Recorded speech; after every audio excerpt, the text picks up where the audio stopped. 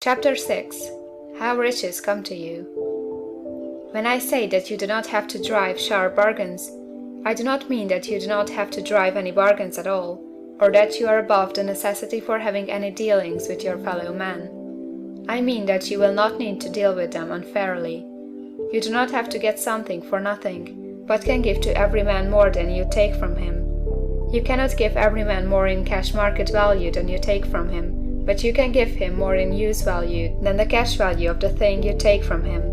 The paper, ink, and other material in this book may not be worth the money you pay for it, but if the ideas suggested in it bring you thousands of dollars, you have not been wronged by those who sold it to you. They have given you a great use value for a small cash value. Let us suppose that I own a picture by one of the greatest artists, which, in any civilized community, is worth thousands of dollars. I take it to Baffin Bay, and by salesmanship induce an Eskimo to give a bundle of furs worth $500 for it. I have really wronged him, for he has no use for the picture. It has no use value to him. It will not add to his life.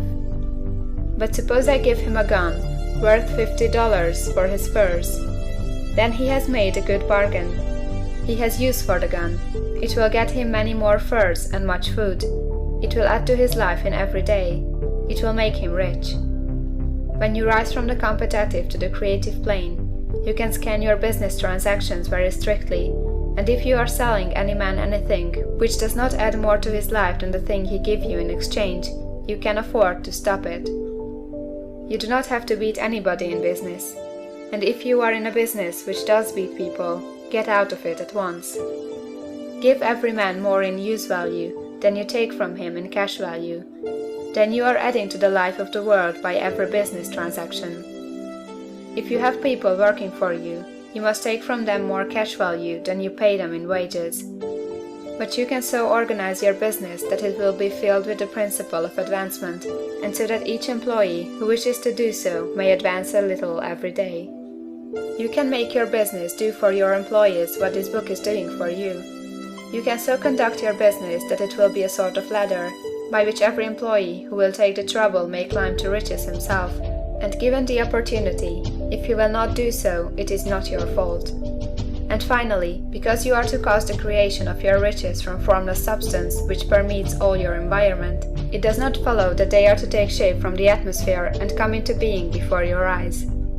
If you want a sewing machine, for instance, I do not mean to tell you that you are to impress the thought of a sewing machine on thinking substance until the machine is formed without hands, in the room where you sit or elsewhere. But if you want a sewing machine, hold the mental image of it with the most positive certainty that it is being made, or is on its way to you. After once forming the thought, have the most absolute and unquestioning faith that a sewing machine is coming. Never think of it or speak of it in any other way than as being sure to arrive. Claim it as already yours. It will be brought to you by the power of the Supreme Intelligence acting upon the minds of men. If you live in Maine, it may be that a man will be brought from Texas or Japan to engage in some transaction which will result in your getting what you want. If so, the whole matter will be as much to that man's advantage as it is to yours.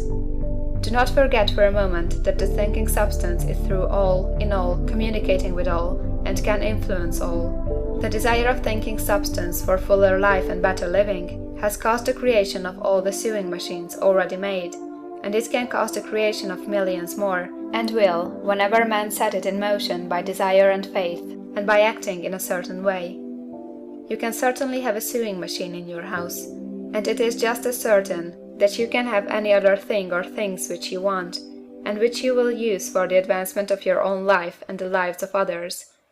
You need not hesitate about asking largely. It is your Father's pleasure to give you the kingdom, said Jesus. Original substance wants to live all that is possible in you, and wants you to have all that you can or will use for the living of the most abundant life. If you fix upon your consciousness the fact that the desire you feel for the possession of riches is one with the desire of omnipotence for more complete expression, your faith becomes invincible. Once I saw a little boy sitting at a piano and vainly trying to bring harmony out of the keys, and I saw that he was grieved and provoked by his inability to play real music. I asked him the cause of this vexation, and he answered, "I can feel the music in me, but I can't make my hands go right. The music in him was the urge of original substance, containing all the possibilities of all life. All that there is of music was seeking expression through the child. God, the one substance, is trying to live and do and enjoy things through humanity. He is saying, I want hands to build wonderful structures, to play divine harmonies, to paint glorious pictures. I want feet to run my errands, eyes to see my beauties, tongues to tell mighty truths, and to sing marvelous songs, and so on. All that there is of possibility is seeking expression through man. God wants those who can play music to have pianos and every other instrument, and to have the means to cultivate their talents to the fullest extent. He wants those who can appreciate beauty to be able to surround themselves with beautiful things. He wants those who can discern the truth to have every opportunity to travel and observe. He wants those who can appreciate dress to be beautifully clothed, and those who can appreciate good food to be luxuriously fed. He wants all these things because it is himself that enjoys and appreciates them. It is God who wants to play and sing and enjoy beauty and proclaim truth and wear fine clothes and eat good foods. It is God that worketh in you to will and to do, said Paul. The desire you feel for riches is the infinite seeking to express himself in you, as he sought to find expression in the little boy at the piano. So you need not hesitate to ask largely. Your part is to focalize and express the desire to God. This is a difficult point with most people. They retain something of the old idea that poverty and self-sacrifice are pleasing to God.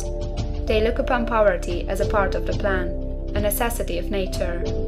They have the idea that God has finished his work and made all that he can make, and that the majority of men must stay poor, because there is not enough to go around. They hold so much to this erroneous thought that they feel ashamed to ask for wealth. They try not to want more than a very modest competence, just enough to make them fairly comfortable. I recall now a case of one student who was told that he must get in mind a clear picture of the things he desired, so that the creative thought of them might be impressed on formless substance. He was a very poor man, living in a rented house and having only what he earned from day to day, and he could not grasp the fact that all wealth was his. So, after thinking the matter over, he decided that he might reasonably ask for a new rug on the floor of his best room and an anthracite coal stove to heat the house during the cold winter. Following the instructions given in this book, he obtained these things in a few months, and then it dawned upon him that he had not asked enough. He went through the house in which he lived, and planned all the improvements he would like to make in it.